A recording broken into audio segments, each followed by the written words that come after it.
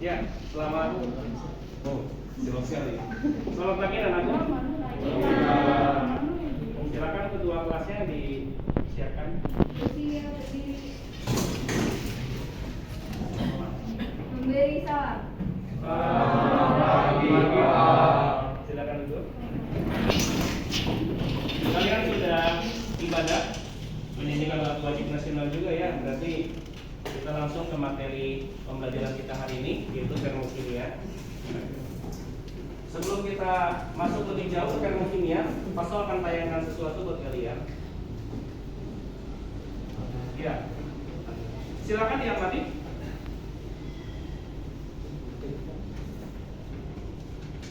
Ada dua gambar di depan, ya, dua cuplikan di depan dengan gambar. Sudah? Nah, kira-kira untuk gambar yang sebelah kiri, pernahkah kalian melakukan hal yang mirip-mirip atau serupa seperti itu? Pernah ya? Izin ya buka masker. Gimana rasanya kalau di siang hari? Panas. Panas. Kalau di bawah pohonnya tepat gimana? Sejuk ya? Oke. Adem. Kenapa kira-kira nak? Iya, bisa juga ya. Ada aliran udara dingin rasanya ya. Kalau yang gambar sebelah kanan, kira-kira apa yang kalian rasakan kalau kamu terlalu dekat ya? Panas ya. Ada aliran, tapi ini alirannya nggak dingin, nggak adem ya, dia agak panas alirannya ya. Jadi mari kita tinjau apa yang dimaksud dengan aliran dingin panas itu. Sebenarnya ada nggak aliran dingin, ada nggak aliran panas ya? Aliran panas. Ya, panas itu sendiri adalah bentuk energi anak-anak. Energi yang mengalir dari benda yang lebih hangat ke benda yang lebih dingin, atau dari yang bersuhu tinggi ke suhu yang lebih rendah. Jadi kalau ada teko gitu di situ, okay, tekonya sudah panas di dalam itu, ada air dimasak, bukan dimasak ya, airnya dipanaskan, kemudian mendidih ya. Ketika mendidih maka panas itu mengalir ya, mendesak keluar, sehingga nanti di mulut dari teko terdengar bunyi khas dari teko tersebut. Kita tahu bahwa air sudah matang ya. Jadi aliran panas berlomba-lomba mendesak keluar, berdesakan keluar dari ujung mulut teko. Apa itu panas? Energi yang selalu mengalir dari benda yang lebih hangat ke benda yang lebih dingin. Oke. Jadi yang lebih hangat atau lebih panas ya. Terus apa sih energi itu? Kan tadi disebutnya panas adalah energi yang mengalir gitu ya. Apa itu energi? Mari kita simak berikut lagi. Energi dan panas sama nggak? Nah, coba disimak ya. Energi adalah kapasitas atau kemampuan untuk melakukan kerja atau memasok panas. Kerja itu disebut juga kadang-kadang usaha ya. Contoh yang Pasol bayangkan di sini adalah energi potensial kimia, yaitu batu baterai. Dan bentuk energi banyak sekali ya, ada energi panas bumi, ada energi kinetik, ya, energi dari gerak suatu benda, energi potensial berdasarkan ketinggiannya, dan banyak yang lain-lainnya. Jadi beda ya, energi dan panas. Kalau energi itu adalah kemampuan untuk melakukan kerja atau memasok panas, sedangkan panas itu sendiri adalah dipasok dari si energi tadi ya. Ada hukum kekekalan energi yang perlu kalian ketahui lah, bahwa energi itu nggak bisa diciptakan, nggak ada yang bisa ciptakan energi, nggak ada juga yang bisa memusnahkannya, tapi bisa kita ubah dari satu bentuk ke bentuk yang lain energi itu. Kalau mungkin di SD pernah dengar cerita dari guru SD ya, guru kelas namanya. Ada energi dari air terjun, jatuh dari ketinggian tertentu, lalu di bawahnya dikasih turbin gitu. Nanti turbinnya bisa menggerakkan dinamo ya, kemudian menghasilkan listrik. Jadi energi potensial dari air terjun diubah dari energi potensial tersebut menjadi energi listrik. Kalian juga sudah kenal energi dari batu baterai handphone ya.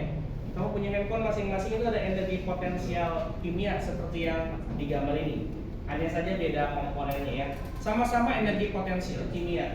Bisa mengubah energi potensial tersebut menjadi energi listrik ya. Ya, bisa dipahami ya. Ada yang namanya hukum ketekanan energi. Energi nggak bisa diciptakan, nggak bisa juga dimusnahkan, tapi bisa diubah dari satu bentuk ke bentuk yang lain. Nah. Lalu tadi Pak Sol bilang kita belajarnya termokimia. Lalu apa kaitannya ya dengan panas dengan energi? Nah, kita simak slide berikutnya. Jadi kamu hari ini berkenalan dengan ilmu termokimia. Apa itu termokimia? Termokimia itu adalah cabang ilmu dari si kimia ya, yang mempelajari energi yang menyertai perubahan fisika atau reaksi kimia. Jadi dalam hal ini ada perubahan fisika pun kadang-kadang kita hitung energi panasnya. Jadi belum tentu dia bereaksi secara kimia, tapi ada perubahan fisika yang terjadi. Contoh, kita mendidihkan air ceritanya nih ya. Tadi yang di teko itu tuh. Air ketika dipanaskan nanti mendidih. Di situ tidak ada reaksi kimia bahwa air itu berubah wujud menjadi gas, itu bukan ada reaksi kimia, itu tidak ada. Itu perubahan fisika saja. Tapi di situ melibatkan kalor, ya, melibatkan panas, sehingga kita bisa masukkan ke dalam topik termokimia. Walaupun tidak ada reaksi kimia ya, jadi belum tentu ada reaksi kimianya. Termokimia adalah cabang ilmu kimia yang mempelajari energinya. Jadi kita lebih menitik beratkan pada energi. Ada energi yang menyertai perubahan fisika atau reaksi kimia. Belum tentu semuanya reaksi kimia ya. Lalu sebelum kamu lebih jauh ke dalam termokimia, tentu kamu harus tahu itu sistem dan lingkungan. Dua istilah yang paling populer dalam termokimia. Sistem dan lingkungan kira-kira seperti ini lah. Kalau kamu ingin mempelajari sesuatu, itu disebutnya sistem. Misalkan nih, kamu pengen mempelajari bagaimana cara memasak beras, misalkan ya. Nah, berasnya mau dimasak, gimana caranya? Berarti beras tersebut adalah sistem. Atau kalau kamu sedang mempelajari es batu, bagaimana sih prosesnya es batu menjadi cair ya? Walaupun dia bukan reaksi kimia di situ dan beras pun bukan reaksi kimia, bagaimana nih prosesnya? Itu disebutnya sistem. Jadi sistem adalah segala sesuatu yang menjadi pusat perhatian untuk dipelajari. Atau bahasa gampang ini nih, kalau kamu pengen pelajari sesuatu, kamu fokus di situ, itu disebutnya sistem. Di luar sistem apa? Disebutnya lingkungan, gitu ya. Jadi gampangnya adalah kalau saya punya di sini, saya pegang di sini ada cuka ya, cuka di dalam botol. Saya pengen mempelajari cuka. Berarti siapa sistemnya? Cuka. Lalu siapa lingkungannya? Si botolnya. Saya termasuk lingkungan juga. Kalian semua termasuk lingkungan. Jadi semua semesta termasuk lingkungan kecuali si yang dipelajari itu, ya, si cukanya. Paham ya anak-anakku? Jadi ada istilah atau terminologi yang harus kamu tahu, sistem dan lingkungan. Kalau ada sistem pasti ada lingkungan ya. Sistem adalah yang kamu pelajari ya, jadi pusat perhatian kamu. Oke? Bisa dipahami ya, ada sistem, ada lingkungan. Kemudian ketika kita mempelajari sistem nih, ada sistem, lalu kita pelajari. Ya apa yang dipelajari? Energinya kan? Energi yang menyertai perubahan fisika atau reaksi kimia tadi. Nah, kita bisa lihat atau kita bisa tinjau menggunakan grafik. Sebentar, mati, bisa.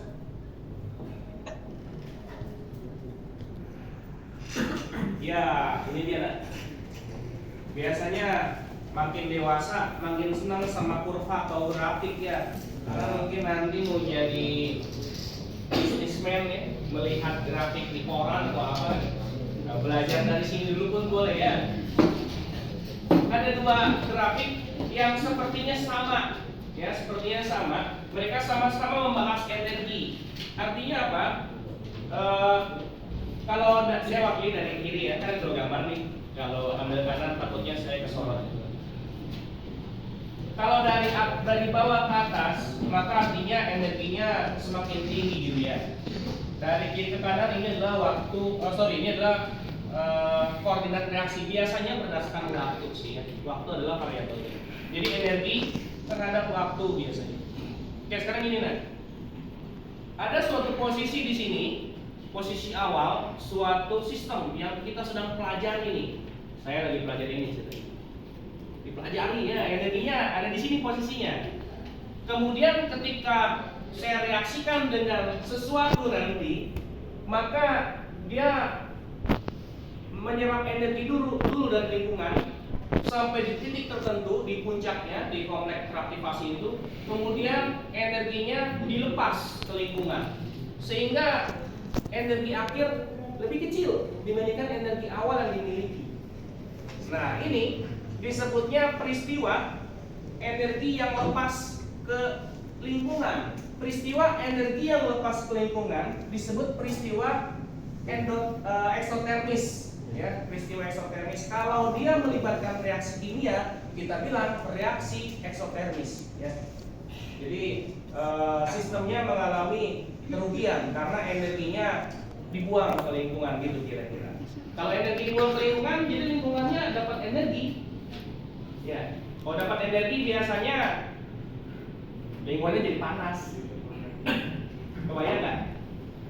Saya ulang ya. Atau saya kasih ilustrasi yang lain ini kira-kira. Benda atau substansi mungkin gak punya yang namanya duit. Manusia punya duit ya. Di kantong kalian ada duit ya. Di dompet kalian ada duit. Kalau kamu mengeluarkan duit ke luar ya, dari dompet kamu keluar, kasih teman, kasih ke warung atau kemana untuk membeli sesuatu, maka uangnya makin lama makin berkurang, betul?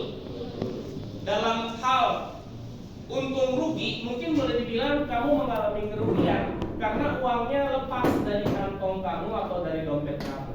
Maka itu disebutnya peristiwa exo. Kenapa exo? Karena uangnya keluar. Kalau uangnya keluar, maka yang di lingkungan sana lah yang dapat uang kamu, gitu kira-kira. Paham ya? Bisa dipahami. Kamu mengalami kerugian, disebutnya exo. Sistemnya mengalami kerugian, disebutnya exo. Ya, mengalami kerugian. Lalu kalau dia mengalami kerugian, apa akibatnya? Di sini tertulis suhu lingkungannya naik. Kenapa suhu lingkungan naik? Karena energi panasnya dari sistem dikasih ke lingkungan. Gitu loh. Jadi si lingkungannya suhunya naik, tapi si energi sistemnya berkurang ya. Lalu kalor mengalir dari sistem ke lingkungan tadi ya, karena ini jelas energinya di sini, kemudian dikasihlah energinya ke lingkungan. Untuk bagian sana, gambar yang sebelah kiri ini kebalikan reaksinya atau peristiwanya, peristiwa endotermis atau reaksi endotermis. Kenapa saya sebut peristiwa? Karena belum tentu dia mengalami reaksi kimia. Andaikan dia mengalami reaksi kimia, kita sebut reaksi endotermis. Apa saja yang terjadi di reaksi endotermis? Energinya mengalami kenaikan sistem, ya, di hasil akhirnya energi sistem meningkat, sehingga disebutnya kalor mengalir dari lingkungan ke sistem. Suhu lingkungan yang turun. Ya udah deh, terlalu teoritis. Pasal coba ambil gambaran begini. Pasal punya es batu dari kulkas. Nah, pasti kalian juga punya es batu di kulkas masing-masing ya. Nah sekarang dibayangkan es batu, tau kan yang apa tuh yang kayak kan ada cetakan tuh di cetakan kotak-kotak tau ya. Es batunya ambil satu. Itu sedang kamu pelajari nih ceritanya ya. Kamu sedang pelajari. Ketika kamu pelajari, kamu taruh di tangan. Lalu kamu merasakan, rasanya sepertinya dingin. Oh, kok dingin ya? Nah, kalau saya adalah lingkungan, tapi si es batu adalah sistem, maka si es batu baru saja dia mencuri panas dari tangan saya. Es batu tersebut mengalami keuntungan. Dia ngambil energi panas dari tangan saya, lalu energinya digunakan olehnya untuk berubah wujud. Di situ tidak ada reaksi kimia, tapi di situ ada penyerapan energi panas dari tangan saya. Kalau si sistemnya adalah si es batu, maka es batunya mengalami keuntungan secara kalor. Dia dapat energi dari tangan saya, dan saya mengalami kerugian. Lalu apa yang saya rasakan tadi? Kalau energi saya tiba-tiba hilang, saya mengalami rasa dingin. Saya kedinginan. Jadi kalau rasa dingin itu si sistemnya malah untung. Kalau lingkungannya dingin, sistemnya pasti untung. Kalau lingkungannya suhunya malah naik, maka artinya sistem ngasih panas ke lingkungan disebarin. Maka sistemnya harusnya rugi gitu ya dibandingkan yang barusan disebut. Oke, bisa dipahami ya? Puncak, ada puncak nih, gitu. Puncak gunung ini harus puncak gunung ini harus dilewati agar suatu peristiwa terjadi, ya. Biasanya peristiwanya reaksi kimia. Kalau reaksi kimia, maka si pereaksi atau si suatu substansi mendapatkan energi dulu sampai mencapai kompleks aktivasi. Ini disebutnya energi aktivasi ya, dari ground state, dari keadaan dasar sampai ke puncak paling tertingginya. Kemudian dia terjun, lalu disitulah akhirnya. Seandainya saya buatkan bentuk diagram yang enggak seperti ini, tapi hanya ada atas dan bawah gitu, maka kira-kira bisa diterjemahkan menjadi seperti ini. Nah, silakan disimak. Ini sama yang tadi sama. Yang tadi cuma lebih keren, ada kayak gunung-gunung ya. Ini enggak, cuma ada atas bawah kira-kira. Ada atas dan bawah. Kalau reaktannya di bawah, tiba-tiba reaktannya jadi lebih tinggi energinya, maka reaktannya mengalami keuntungan. Kebalikan, reaktannya jatuh energinya, reaktannya mengalami kerugian. Kalau energinya dibuang ke lingkungan, sistemnya rugi. Disebutnya exo ya. Kalau ini disebutnya endo ya, peristiwa endotermis. Jika melibatkan reaksi, maka reaksi endotermis. Pak, kok ganti Pak? Ya, andai kan ada yang tanya nih, Pak kok ganti? Tadi kayaknya energi, kok tulisannya entalpi? Ada yang sadar? Tadi tulisannya delta E ya atau energi. Sekarang adalah H atau entalpi. Gini nah, energi yang diukur pada tekanan standar 1 atm itu disebutnya sebagai entalpi ya, diukur pada suhu dan tekanan tertentu yang standar disebutnya sebagai entalpi. Jadi entalpi dengan energi sama aja bendanya ya. Maksudnya sedang membicarakan sesuatu yang sama, hanya ini diukur pada tekanan yang tetap. Bisa dilihat sini ada contoh ya. Kalau proses endotermis adalah proses fotosintesis. Makanya tadi kalau saya tampilkan gambar di depan, kenapa sih kalau berteduh di bawah pohon yang rindang pada siang hari kamu merasakannya adem? Karena sistemnya si pohon itu sedang bereaksi. Reaksi apa yang dia lakukan? Reaksi fotosintesis. Lalu apa maksudnya reaksi fotosintesis hubungannya dengan adem tadi?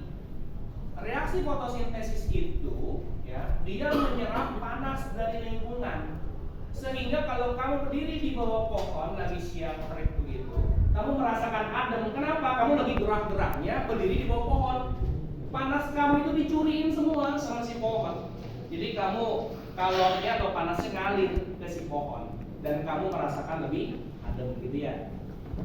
Ini contoh untuk reaksi eksotermis. Ketika kamu membakar kayu, maka setelah disulut, maka dia malah menghasilkan panas ke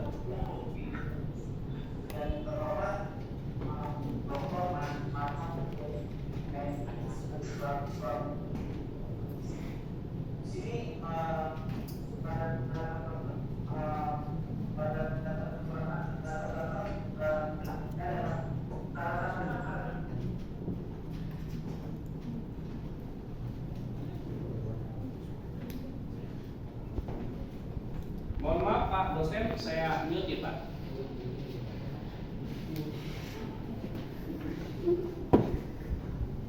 Oke, itu adalah pengantar dari Pasol ya tentang gambar yang ada di depan tadi ada dua ya. Kalau penjelasan gambar yang kedua tadi belum ya tentang ada kayu dibakar itu kamu udah deket-deket jadi panas. Penjelasannya udah dapat loh dari sini. Dapat? Kalau kayu dibakar ada proses oksidasi sehingga energi dari si sistem dilepaskan ke lingkungan. Maka jangan dekat-dekat kalau ada pembakaran atau proses oksidasi ya. Proses oksidasi kadang-kadang dilakukan juga oleh manusia ketika makan. Jadi setelah kamu makan ada proses oksidasi di tubuh. Kamu merasakan gerah, panas. Lalu kamu ngantuk. Karena apa? Oksigen yang biasa kamu suplai ke otak, suplai kemana-mana, dikonsentrasikan semua ke makanan yang masuk untuk dihancurkan. Sehingga kamu merasakan ngantuk ya, karena energi karena oksigen yang disuplai ke otak berkurang, lalu kamu merasakan agak sedikit panas ya. Itu proses oksidasi. Sama seperti kayu dibakar, sama seperti kompor dihidupkan, dipantik ya si apa namanya itu LPG-nya ya. Oke, Pasal akan kasih 2 video atau mungkin 3 ya. Kemudian setelah itu kalian akan melakukan eksperimen atau praktikum sederhana untuk mengetahui emang ada ya reaksi yang menghasilkan panas atau reaksi yang menyerap panas misalkan ya. Nanti kita praktikum sederhana ya. Silakan kalian simak tayangan video berikutnya.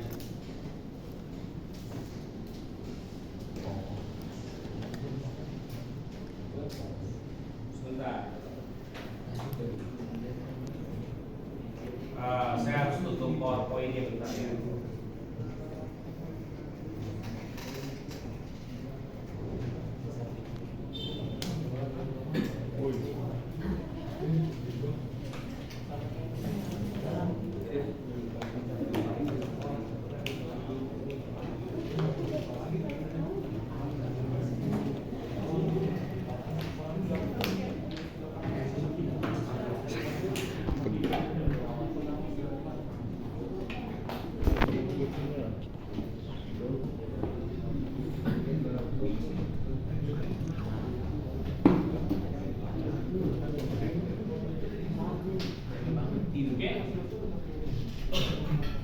Ada satu video yang Pasol tampilkan di awal.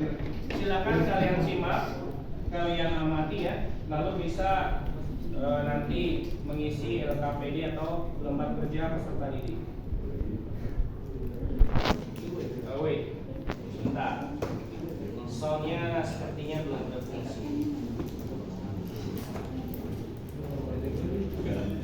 Oke, bisa ya?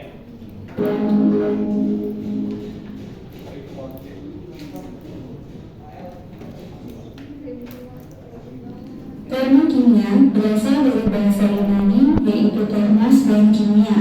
Termos berarti panas atau tawar, sehingga termokimia dapat diartikan sebagai ilmu kimia yang mempelajari banyaknya panas atau tawar yang dilepas atau diserap dalam suatu reaksi kimia. Para pengguna proses yang terkait dengan termokimia adalah ahli ilmu pengetahuan atau saintis dan ahli teknik atau engineer. Misalnya, ahli kimia yang menerapkan termokimia untuk menghitung kadar pembakaran senyawa tertentu, atau ahli teknik kimia yang menggunakannya untuk merancang produk dan menentukan energi yang diperlukan pada proses industri. Selain itu, dalam kehidupan sehari-hari, banyak sekali aktivitas yang kita lakukan yang ternyata sangat berhubungan dengan termokimia. Contohnya, ketika kita memasak air atau menyalakan api unggun untuk menghangatkan tubuh ketika berkemah. Untuk mempelajari termokimia, ada beberapa konsep dasar yang harus kita pahami terlebih dahulu. Di antaranya, konsep entalpi dan perubahannya, sistem dan lingkungan, serta jenis reaksi yang dibagi berdasarkan arah perpindahan kalor. Pertama, kita bahas konsep entalpi dan perubahannya terlebih dahulu. Entalpi merupakan jumlah energi dari semua bentuk energi yang dimiliki oleh suatu atau materi yang terdiri atas energi dalam dan kerja, sehingga dapat dirumuskan menjadi entalpi sama dengan energi dalam yang dilambangkan dengan E dikali dengan kerja sistem yang dilambangkan dengan W, di mana kerja sistem atau W sama dengan tekanan yang dilambangkan dengan P dikali dengan volume. Dalam hal ini, kerja atau W dapat bernilai positif jika sistem menerima kerja dan bernilai negatif jika sistem melakukan kerja. Adapun untuk energi dalam,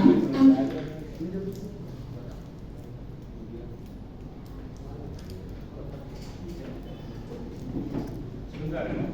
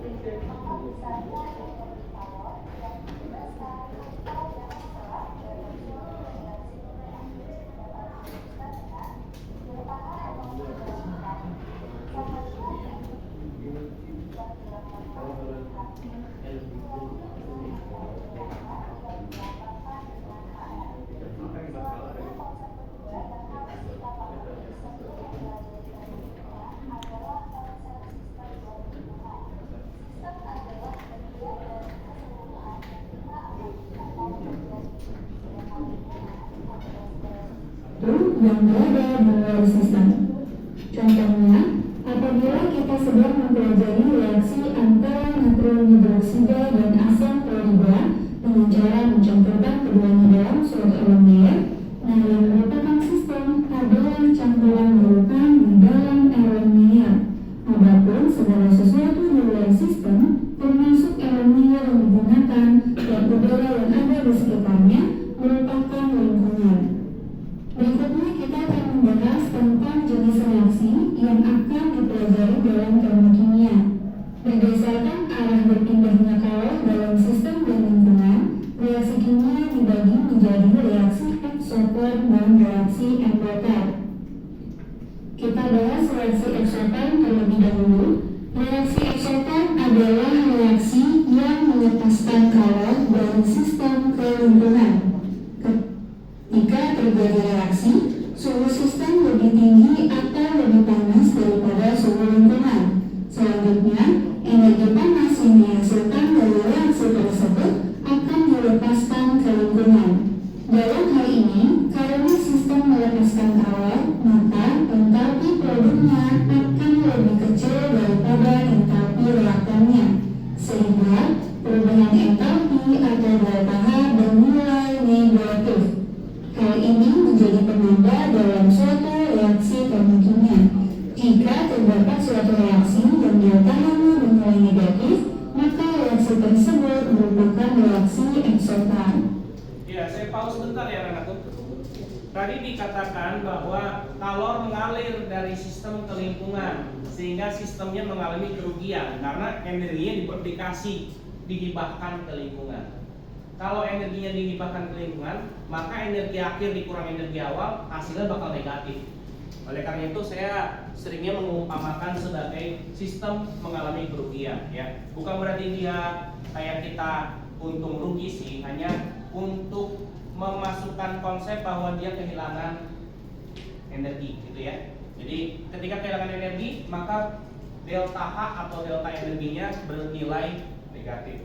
Contohnya adalah ketika membentuk suatu amonia dari keadaan bebasnya. Gas nitrogen dan gas hidrogen membentuk gas amonia. Dia mengalami kerugian atau mengalami kehilangan energi. Dalam bentuk grafik dapat digambarkan seperti ini. Terlihat bahwa entalpi reaktan lebih besar daripada entalpi produknya. Dan selisih dari entalpi reaktan dengan entalpi produk ini yang disebut dengan perubahan entalpi. Contoh reaksi eksoton adalah pembakaran kayu. Ketika sedang berkemah, kita biasanya membuat api unggun untuk menghangatkan tubuh. Nah, dalam hal ini, reaksi pembakaran kayu merupakan reaksi eksoton yang melepaskan kalor dari sistem ke lingkungan. Kalor yang dilepaskan inilah yang kemudian diserap oleh tubuh kita sehingga mencari hangat. Berikutnya adalah reaksi endotel.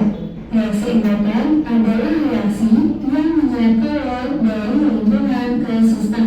Dalam reaksi ini, suhu sistem lebih rendah daripada suhu lingkungan, dan kalor akan berpindah dari lingkungan ke sistem. Selanjutnya, karena sistem menyerap kalor, maka tentunya entalpi produk akan lebih besar daripada entalpi reaktan, sehingga perubahan entalpi atau bertahannya bernilai positif. Jadi, jika kita menemukan reaksi termokimia dengan pH yang bernilai positif, artinya reaksi tersebut merupakan reaksi yang menyerap kalor atau bersifat endotel. Dalam bentuk grafik dapat digambarkan seperti ini. Terlihat bahwa entalpi reaktan lebih rendah daripada entalpi produknya. Contoh reaksi endotel adalah peristiwa melelehnya es batu. Dalam hal ini, suhu lingkungan lebih tinggi daripada suhu es, sehingga kalor akan berpindah dari lingkungan ke sistem dan es akan mencair.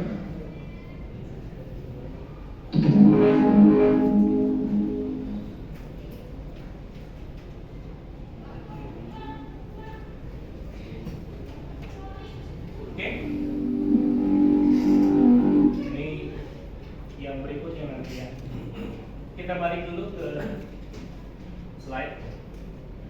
Jadi kalian sudah mendapat tayangan ya, apa itu termokimia, apa itu reaksi eksotermis dan reaksi endotermis, atau mungkin dibilangnya peristiwa eksotermis, peristiwa endotermis ya.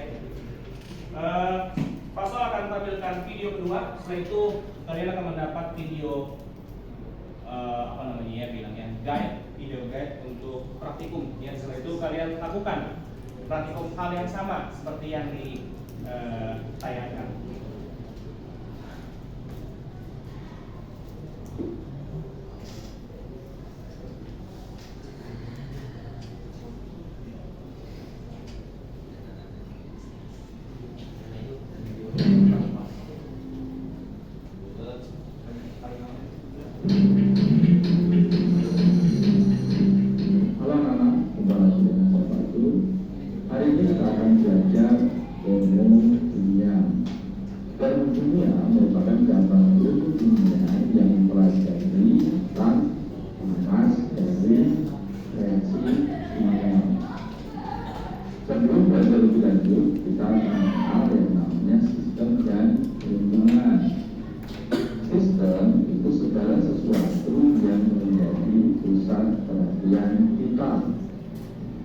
Contohnya ketika kita mereaksikan sesuatu, maka yang direaksikan tersebut itu disebut sebagai sistem.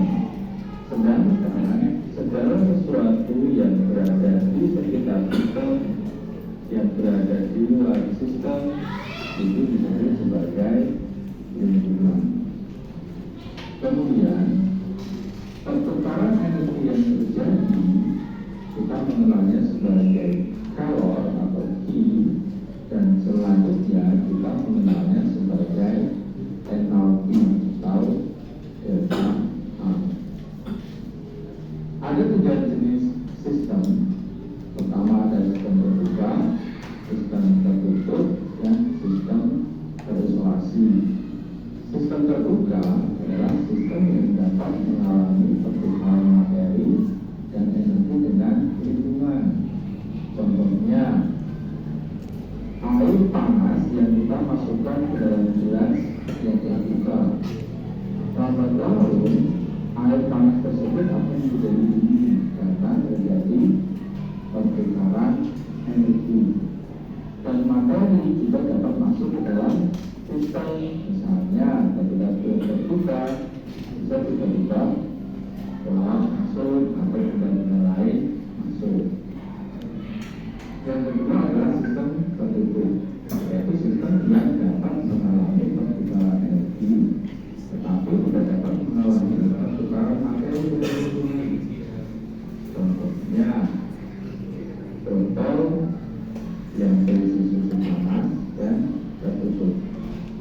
beberapa jam kemudian kondisi tersebut akan dingin karena dapat terjadi perubahan energi dengan lingkungan.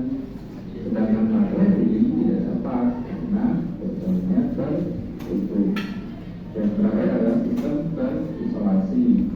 Sistem yang tidak dapat mengalami perputaran materi dan energi dengan lingkungan. Contohnya termos air panas.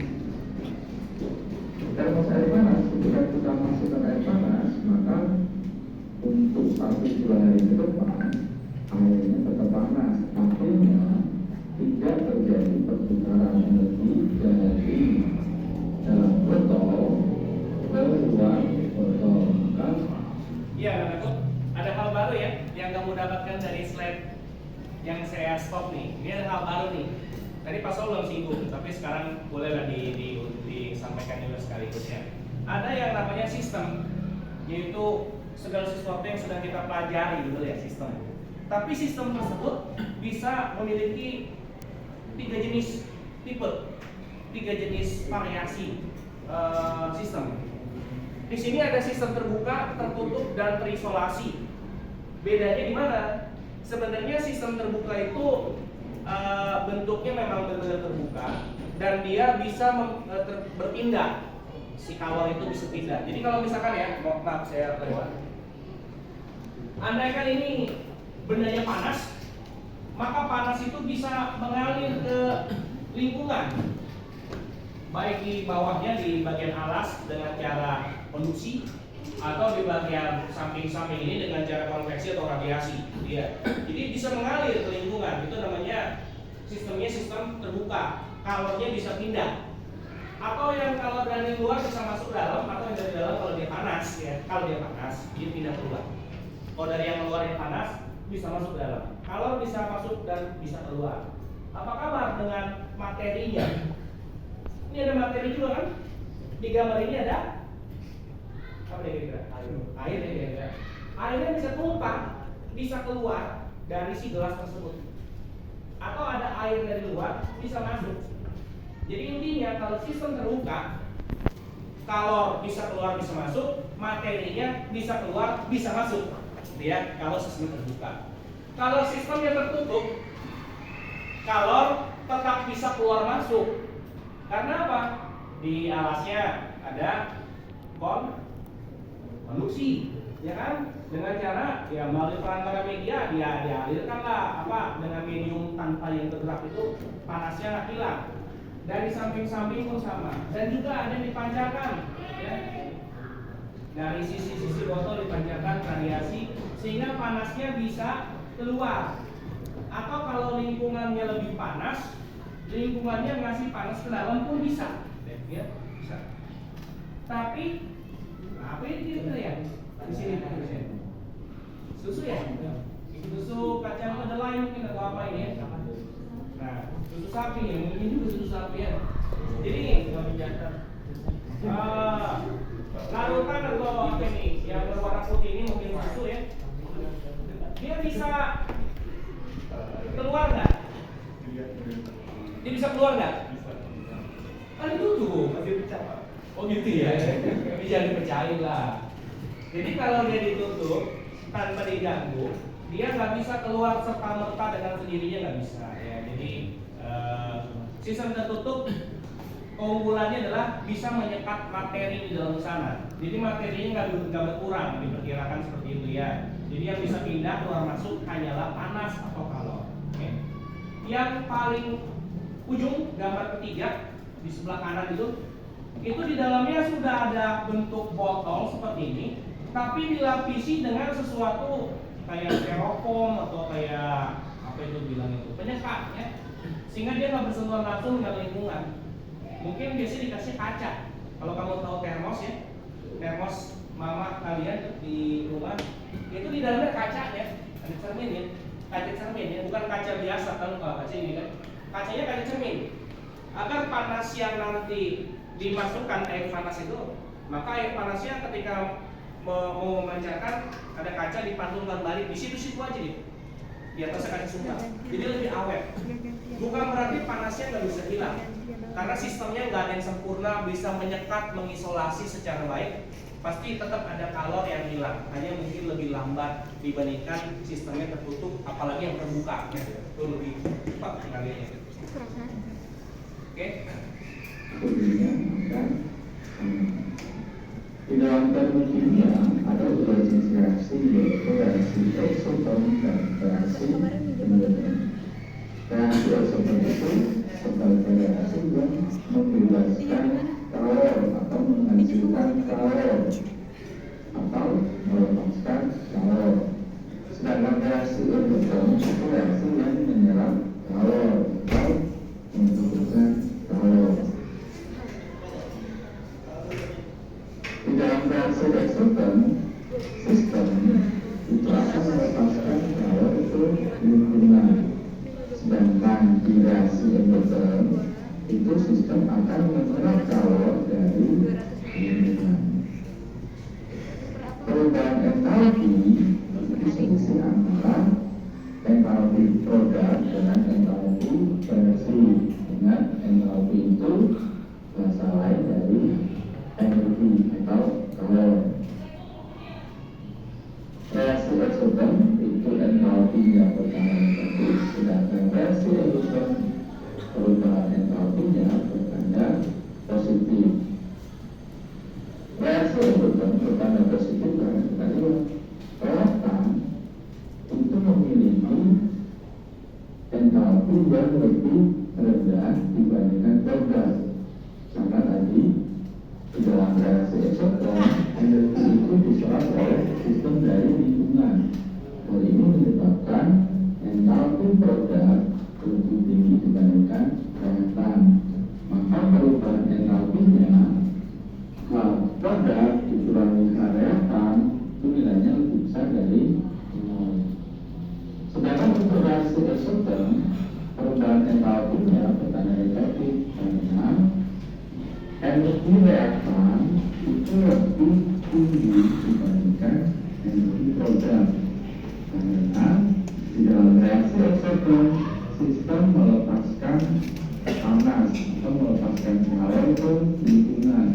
Hal ini menyebabkan energi atau entalpi produk menjadi lebih rendah dibandingkan reaktan, sehingga perubahan entalpinya produk dikurangi reaktan lebih kecil dari 0. Ini merupakan diagram tingkat energi berreaksi endoton dan eksoton. Oke, sama ya seperti yang sudah dijelaskan oleh Pak Sof bahwa kalau energinya jadi lebih besar atau lebih tinggi, maka disebutnya peristiwa atau reaksi endotermis, ya. Sistemnya mengalami keuntungan, energi menjadi lebih tinggi, ya. Kalau lebih rendah berarti menjadi lebih rugi, ya, eksotermis, ya. Ini di skip dulu, ada perhitungan. Jadi Pasol akan masuk ke bagian percobaan sederhana, ya. Atau mau dengar bahasa Inggris dulu sekalian? Mau? Gak usah, ya gak apa-apa. Udah Pasol siapkan juga versi Inggris. Kali-kali pakai bahasa Indonesia nggak terlalu familiar, ya. Udah kelamaan di luar sana, kan. Jadi mau pakai bahasa lain aja, boleh, ya.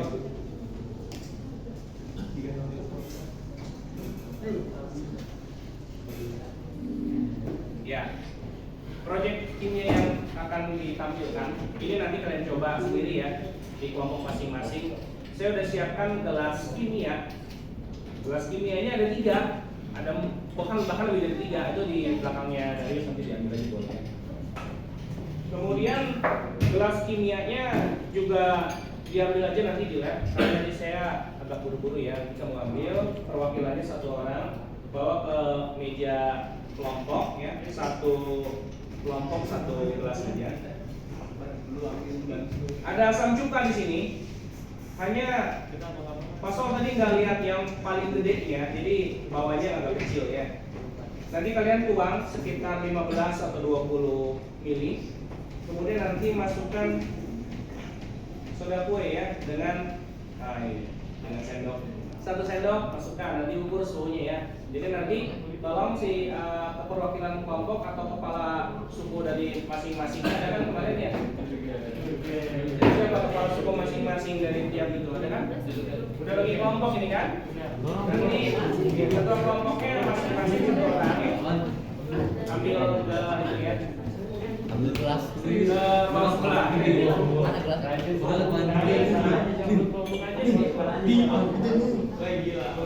Oke, saya rayakan ya kan. Silakan disimak baik-baik. Reaksinya cukup sederhana dan kalian pasti bisa.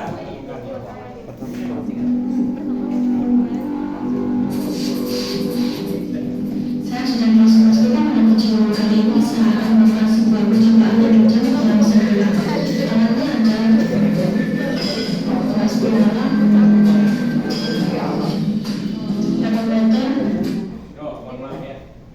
Baterainya lowbat. Saya tukar. Siap pun. Bisa. Gini-gini ada ilmunya Pada semua ya kalau tampilannya yang begini ya. Waduh.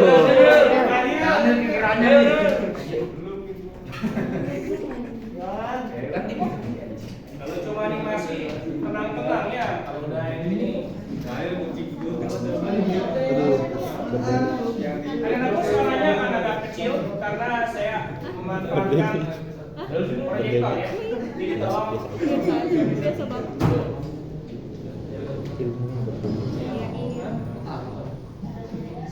kedengeran nggak? Ada kan? Kecil ya? Saya coba tingkatkan mudah-mudahan bisa.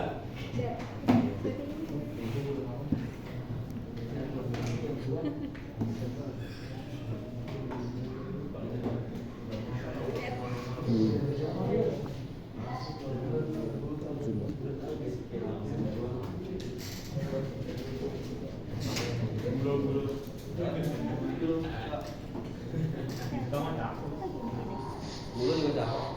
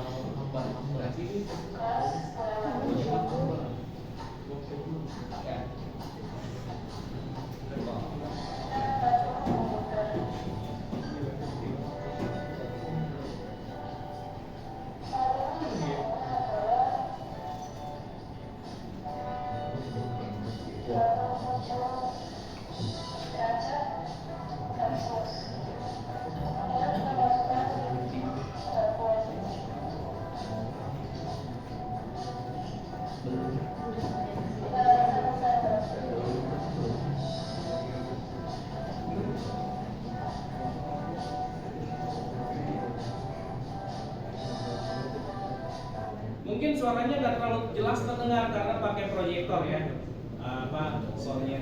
Tapi Pak Sol bisa dubbing atau kira-kira Pak Sol bisa jelaskan gini. Nanti kamu ukur, kalau di situ kan 40 mili ya, ya ini 20 mili pun cukup lah. Andaikan apa ini namanya, konten kreatornya pakai gelas kimia langsung 40 mili, ya kalian Pak Sol sering ajarkan kalau mengukur sebaiknya pakai apa? Gelas ukur dulu ya. Tuang dulu di gelas ukur 20 mili, baru masukkan ke gelas kimia. Ya, karena di sini akurasinya lebih baik dibandingkan gelas kimia langsung ya. Kemudian setelah kamu masukkan ke dalam gelas kimia, Masukannya nggak usah 2 sendok ya, hanya 1 sendok pun cukup. Karena tadi kan 40 mili untuk 2 sendok. Berarti sekarang kalau 20 mili untuk 1 sendok ya. Kemudian menggunakan stopwatch kalian amati tiap selang 1 menit ya.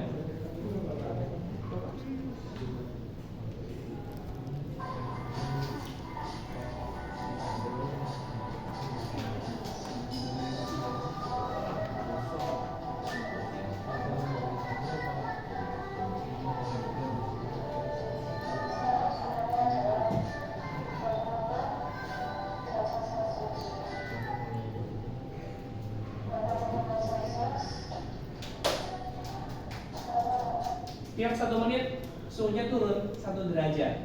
Nanti kita buktikan apakah percobaan kalian mirip ya hasilnya. Bagaimana? Udah cukup atau mau dilanjutkan? Cukup ya. Pasal sudah memberikan LKPD ke perwakilan dari Jocelyn dan Darius ya. Nanti tolong di-share ke teman-temannya untuk dilengkapi LKPD dan modul ajar. Kemudian perwakilan dari kelompoknya silakan ikut pasol ya untuk lab ambil 1-2 orang aja. Ini kan ada 3 nih, baru 2 ya. Jadi ya, jadi. Nah,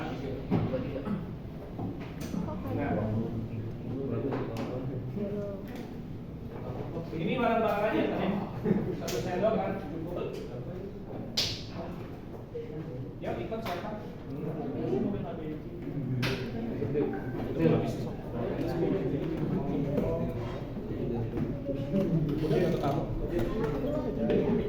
Oh, ya sama aja.